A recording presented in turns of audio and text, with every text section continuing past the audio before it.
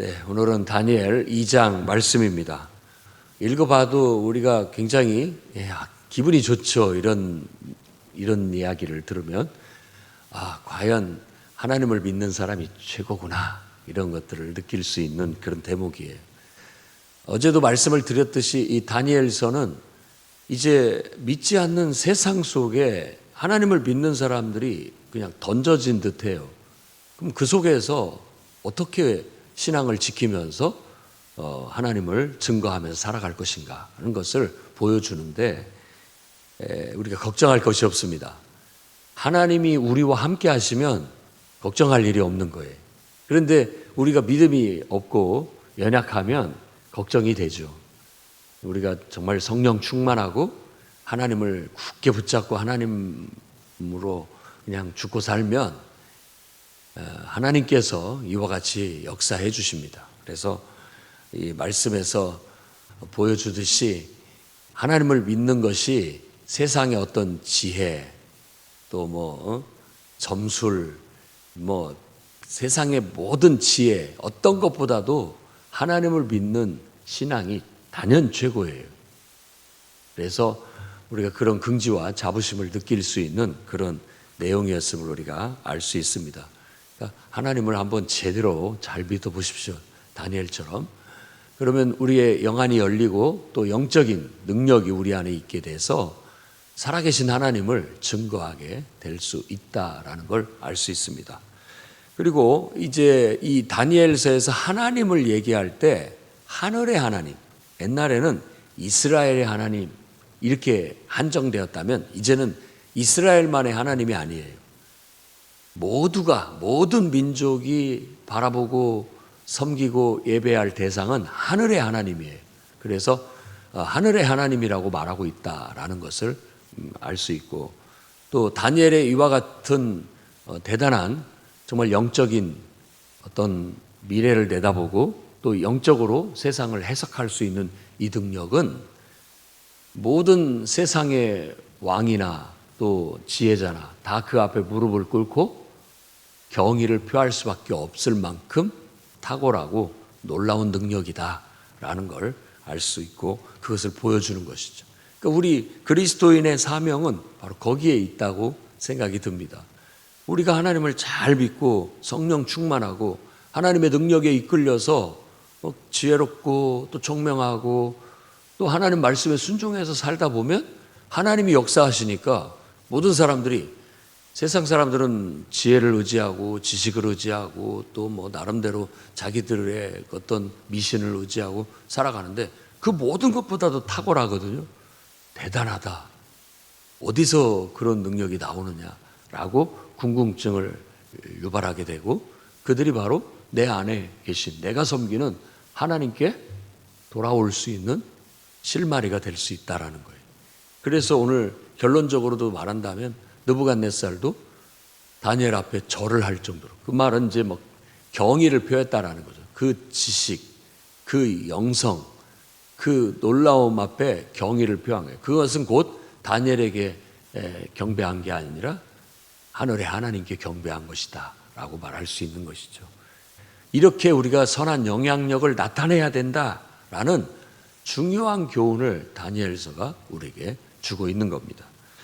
일단 이런 큰 주제 아래서 좀 세부적인 것을 들어가고 2장 말씀을 저도 이렇게 읽고 묵상하면서 느낄 수 있었던 것 중에 하나는 이겁니다. 1절에서 말하고 있는 느부갓네살 왕의 번민, 이걸 우리가 알아야 됩니다. 통치한 지 2년 됐어요. 그런데 꿈을 꾸고 그로 말미암아서 마음이 번민하고 잠을 이루지 못한다라고 그렇게 얘기했어요.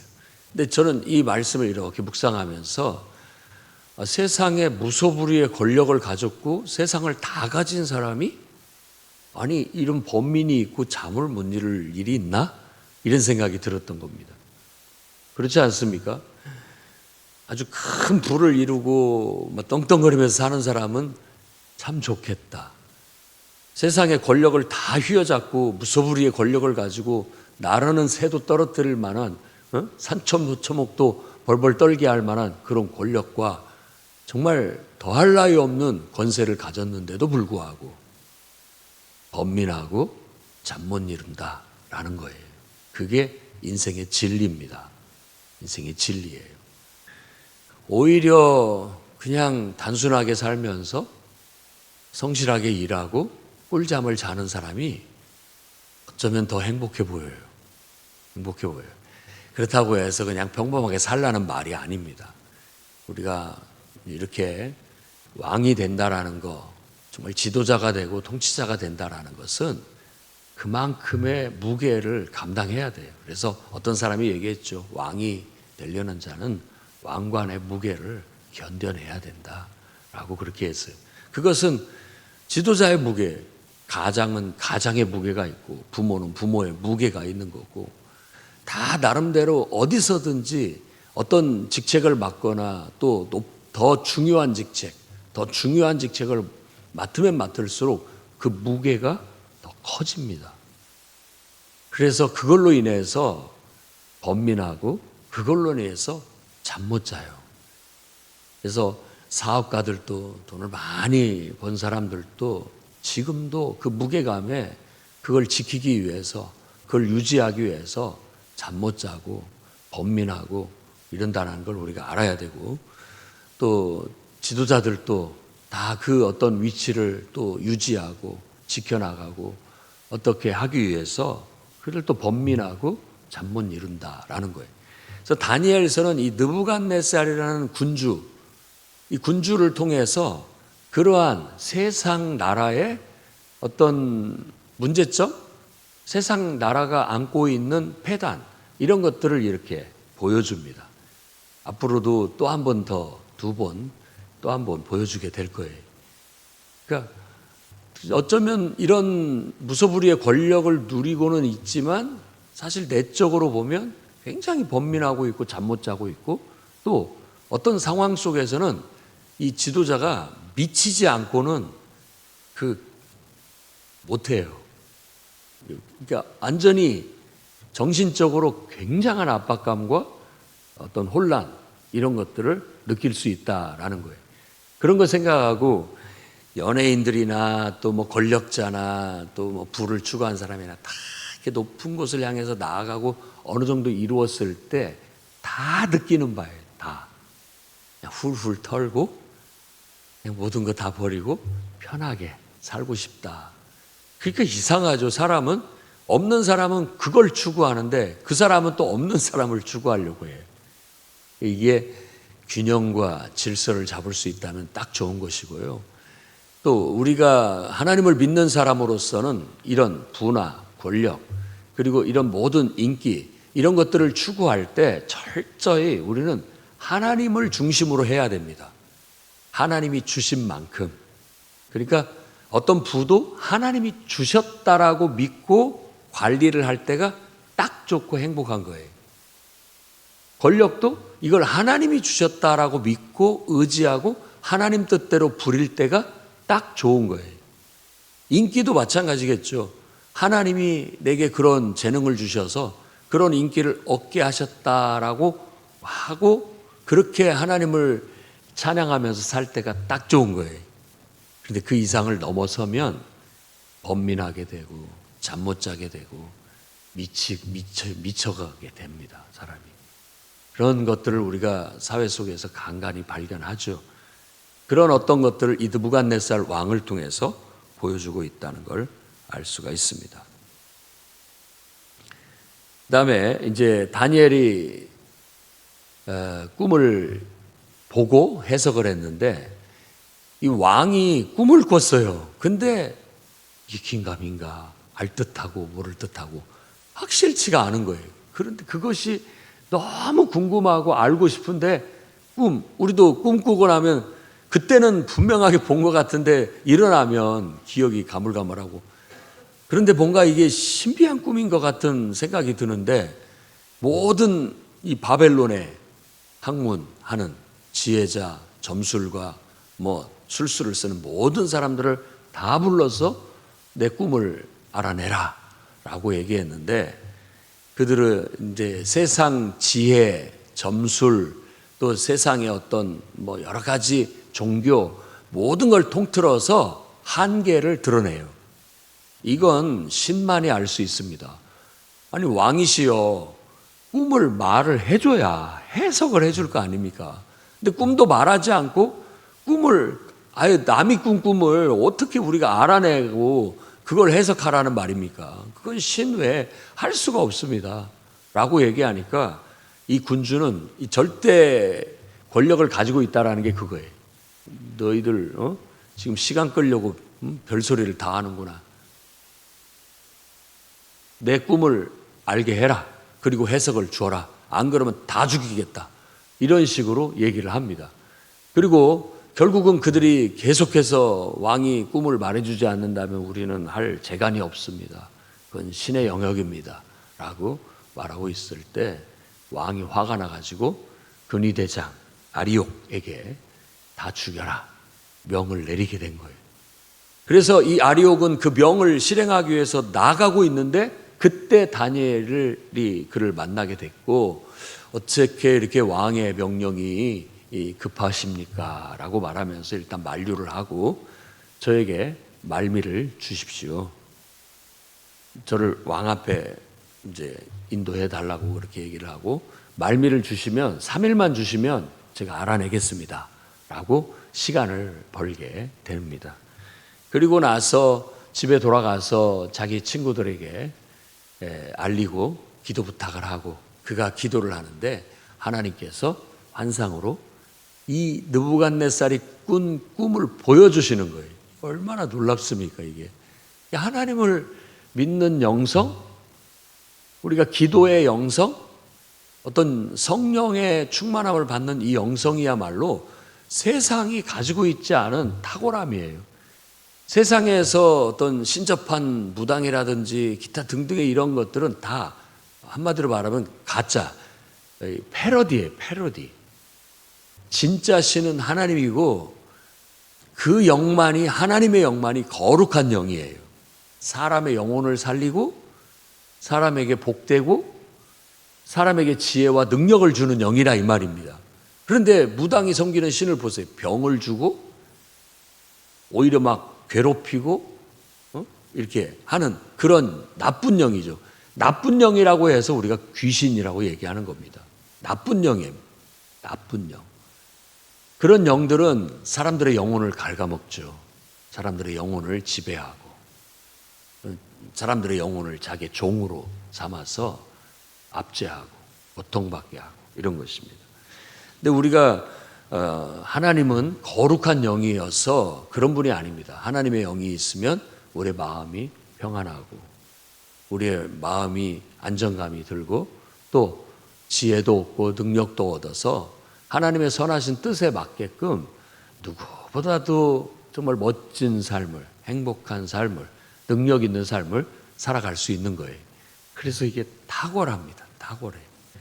다니엘이 그런 하나님을 섬기면서 하나님께서 환상을 통해서 그 느부갓네살의 꾼 꿈을 다 보여주시니까 하나님을 찬양했어요. 그때 하늘의 하나님을 찬양하고 모든 지혜와 지식은 다 하나님께 있다라고 그렇게 고백합니다. 더 나아가서 이스라엘의 하나님, 하나님은 이스라엘을 통해서 자신을 계시하셨고 이스라엘을 통해서 신앙의 유산을 주신 거예요. 그래서 이스라엘의 하나님을 찬양한 거예요. 하나님은 이스라엘이라는 사람, 그 민족을 통해서 아브라함이라는 사람을 통해서 이루신 그 공동체를 통해서 하나님을 계시하시고 하나님 말씀을 주시고 신앙의 유산을 우리에게 주신 거예요. 그래서 우리는 그것을 받아들이는 거죠. 그래서 이스라엘의 하나님을 찬양하고 이제 왕 앞에 나아가서 그 꿈을 말해줍니다. 왕께서 꿈을 꾸셨는데 한 신상을 보셨습니다. 라고 말하면서 그 유명한 신상을 얘기를 하게 됩니다. 그래서 머리 부분은 금이었고 또 가슴과 두 팔은 은이었고 그 다음에 배와 넓적다리까지 배와 허벅다리 이 넓적다리까지는 노시였고 종아리는 쇠였고 발은 얼마는 쇠고 얼마는 흙이었다. 이렇게 다섯 등분으로 다섯 등분으로 구분되어지는 신상을 보셨습니다 라고 그렇게 얘기하니까 느부갓네살 왕의 표정이 어떻겠습니까? 자기가 꿨던 꿈이 바로 그거다. 어떻게 그걸 알게 되었느냐. 아마 대단히 경탄했을 거라고 보여집니다.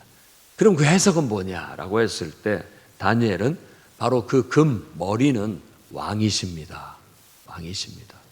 정말 무소불위의 권력을 가졌고 그 권세의 질이 가장 좋다. 이 말은 왕으로서 권위가 하늘을 찌른다 이런 얘기예요.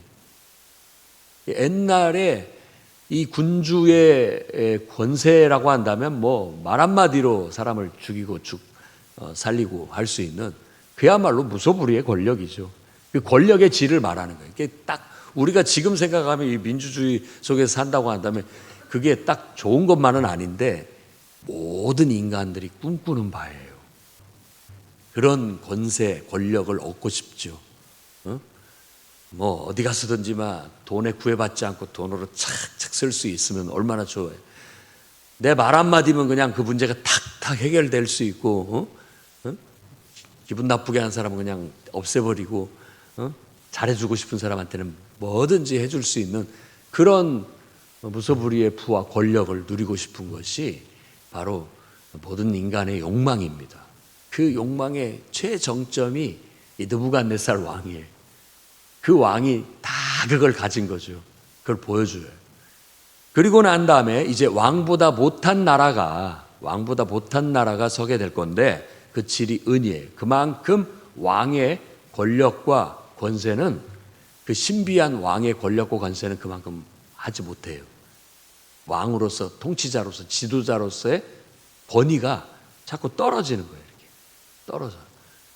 그러면서 그 나라가 서게 되는데 역사적으로 본다면 바벨론 제국 다음에 선 제국은 이제 페르시아 제국인데 메대와 바사라고 성경은 얘기하죠. 이 두 왕국이 있었어요. 메디아라는 왕국과 파리스, 페르시아라고 하는 왕국이 있었는데 이 왕국이 하나가 되는 거예요. 복속이 돼가지고. 그래서 페르시아 제국이 되는 겁니다. 잠깐 동안 두 나라가 함께 공존을 했어요. 왜냐하면 둘이 힘을 합쳐서 바벨론 제국을 물리쳤거든요. 두 왕국이. 그런데 이제 한 왕국으로 하나가 되게 되는 것이 이제 페르시아 제국이라고 합니다. 그것을 은으로 얘기를 하고 있고, 그다음에 세 번째가 노치인데 배와 넓적다리에 해당하는 부분은 페르시아 제국을 멸망시키고 정복한 제국이 바로 그리스입니다. 헬라. 보통 우리가 헬라라고 하죠. 알렉산더가 와서 정복을 하게 됐고, 그 그리스 헬레니즘 왕국, 그러니까 알렉산더가 죽고 이제 마케도니아 빼고 나머지 부분이 4개로 구분이 돼서 그의 이제 부하들이 차지를 해서 4개의 왕국이 세워지게 됩니다.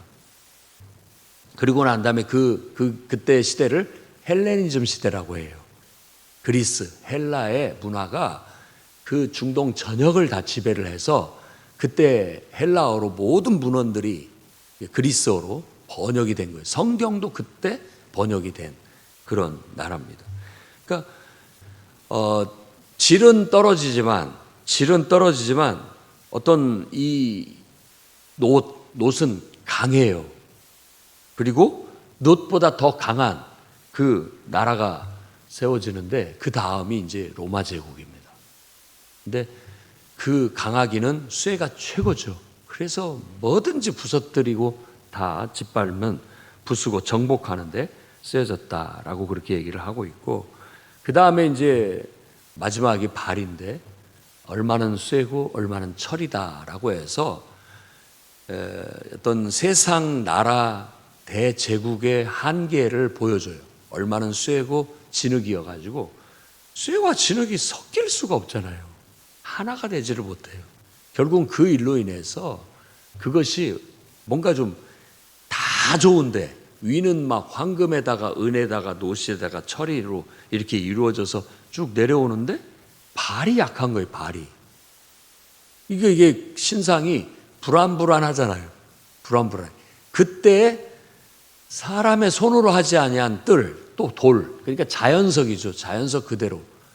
어떤 이 자연석은 사람에 의해서 세워진 어떤 것이 아니라 하나님에 의해서 되어진다라는 것을 의미적으로 상징하고 있다고 봐요. 하나님에 의해서 날라온 돌이 그 여리여리한 발을, 안 그래도 불안불안한 발을 쳐요. 그래서 결국은 다 무너지게 된다라는 그런 환상이죠. 모든 통치자들과 지도자들, 특히 이렇게 무소불위의 신적인 권력을 누리는 자들이 그 권력의 미래가 어떻게 될 것인가에 대한 번민과 궁금함을 여기에 내포하고 있다고 볼 수가 있습니다. 그리고 그 권력은 항상 화려한 듯하지만 그 밑에 쇠와 진흙이 섞여서 있는 것처럼 그 서 있는 기초가 부실해요. 불안불안합니다. 언제 무너질지 몰라요. 그리고 쇠와 이제 진흙이라고 말하면서 다니엘의 해석을 보면은 이 것들이 서로 민족들끼리 섞이지 않는 거예요. 다른 민족들이 있다 보니까 언제 서로 들고 일어나서 갈라질지, 언제 들고 일어나서 서로 싸울지 불안불안한 거예요. 아무리 통치자가 권력을 가지고 그걸로 이렇게 탁 하나 되고 직결을 해놨어도 언제든지 다시 그들이 들고 일어나서 분열할 수 있는 소지들을 갖고 있는 거예요. 어쩌면 통치자는 그런 것 때문에 번민하고 잠 못 자는 것 같습니다. 언제 또 반란이 일어날지, 언제 또 어떤 민족이 들고 일어나서 또 나를 무너뜨리고 또 자기들이 또 세상을 정복할지. 사람들은 다 그런 어떤 기회만 엿보고 있고, 기회만 된다면 막 다 달라들어서 물어뜯고 할 그런 모습들을 보여주는 것이라고 할 수 있겠어요. 자, 이 말씀을 이제 우리가 그 시대에 우리는 역사를 알고 있기 때문에 5대 제국을 쭉 얘기를 했습니다만은, 이것을 꼭 제국으로만 볼 것이 아니라 그냥 세상 나라의 속성으로도 볼 수 있는 거예요. 그래서 전체적으로는 꼭 그 나라를 대입하지 않아도 세상 나라들, 뭐 오늘날 강대국인 여러 나라들을 한번 떠올려 보십시오. 그런 나라들도 다 항상 내적으로 밑으로 가면 불안불안해요. 어떻게 될지 모릅니다. 지도자들은 늘 번민하고 잠 못 이루어요. 어떻게 될지 몰라요. 미래가 불확실하죠. 근데 결국 하나님 나라가 서게 될 것이다 라는 이상이 이 속에 담겨져 있습니다. 인간이 세운 나라, 인간이 자기를 신처럼 군림하면서 세운 나라는 언제든지 무너지고 다시 세워지고 무너지고 다시 세워지고를 반복하지만, 그리고 세상이 가면 갈수록 지금처럼 통치자들의 권위는 옛날만 못해요. 항상. 우리도 그렇잖아요. 왕년이 좋았다, 옛날이 좋았다라고 하는 점들이 바로 그런 거예요. 옛날에는 예의도 바랐고, 옛날에는 참 그야말로 그랬었는데 지금은 그런 것들을 다 할 수 없도록 이게 민주화가 되고 사회 통치 시스템이 발전을 하면 통제가 많아지고 마음대로 할 수가 없어요. 군주도 마찬가지입니다. 지도자도 마찬가지예요.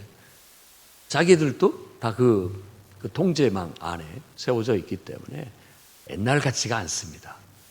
그러니까 그런 것이 지금으로 보면 민주화가 됐고, 그게 지금의 어떤 우리 인간들이 생각하는 통치 이념으로는 가장 이상적이다라고 말하고 있는 거예요. 그러나 가장 이상적인 것은 모든 사람들이 그 마음속에 하나님의 임재를 두고 하나님을 섬기는 인간으로 변화됐을 때, 그 하나님의 뜻을 실행하는 인간들에 의해서 이루어진 공동체야말로 가장 완벽한 공동체가 될 거예요. 가장 이상적인. 그러니까 우리가 꿈꾸는 하나님 나라는 그런 나라죠. 성경에서 말하는 비전, 하나님 나라의 비전은 바로 그와 같은 것이죠. 그래서 뜨인 돌이라고 한다면 이제 굳이 그 신약 성경과 연관시켜서 해석을 한다면 예수 그리스도를 나타내는 것이죠. 예수 그리스도의 나라가, 그리스도의 나라, 곧 하나님의 나라, 어린 양의 나라, 그 나라가 서게 된다면 인간의 통치의 모든 한계를 다 극복하고 가장 완벽한 그런 세상이 오게 될 거예요. 그런데 완벽한 세상은요, 아무리 제도가 좋아지고 문화가 좋아지고 경제가 좋아지고 사람이 살기 좋아진다고 해서 오는 게 아니에요. 그런 걸 다 바꿔봐도 내가 연약해서 병 들어가지고 정말 누워있는데 세상이 좋아진 것이 다 뭔 소용이 있습니까? 아무 소용없는 거죠. 그건 행복도 아니고 천국도 아니에요. 이 인간이 바뀌어야 돼. 내가 바뀌어야 돼요. 그러니까 성경은 우리가 더 이상 아플 일도 죽을 일도 없는 예수 그리스도께서 부활하신 새 생명, 그 생명을 얻게 되며 그것을 얻게 됐을 때 펼쳐지는 세상이 새하늘과 새 땅인 거예요. 그러니까 지금 세상의 통치자들이나 과학이나 우리에게 구원을 주고 천국을 주고자 하는 모든 사람들은 인간을 바꿔야 됩니다.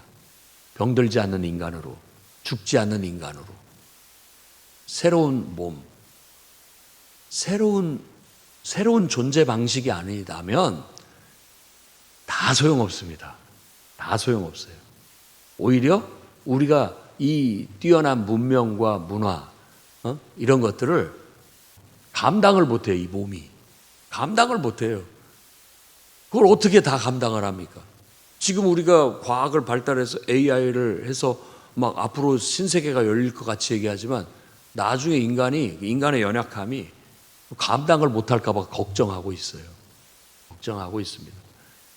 그렇게 하나님은 우리를 창조하셨기 때문에 우리는 사람의 손에 의하지 않고 하나님에 의해서 이루어질 그런 하나님 나라를 꿈꾸고 지금 세상 통치자들 누가 대통령이 되고 누가 권력을 잡고 어느 당이 권력을 잡으면 더 나은 세상이 될 것 같이 우리가 생각을 하지만 여러분 한계가 있습니다. 그런 것에 너무 신뢰하지 마세요. 우리가 꿈꾸는 것은 하나님 나라예요. 하나님 나라. 이런 많은 생각해 볼 수 있는 많은 주제들을 이 말씀이 갖고 있습니다.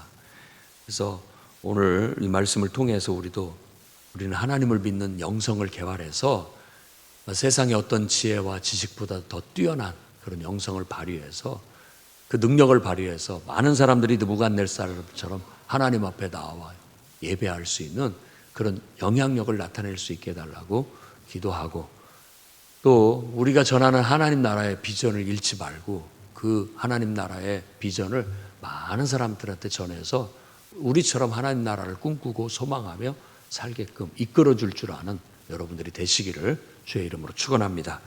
기도하겠습니다. 거룩하신 주님, 하나님은 모든 신들의 신이요 모든 왕들의 주제이심을 고백합니다. 하늘의 하나님이시고 지혜와 지식이 하나님께로부터 나오고 만물은 다 하나님의 주권 아래 있음을 고백합니다.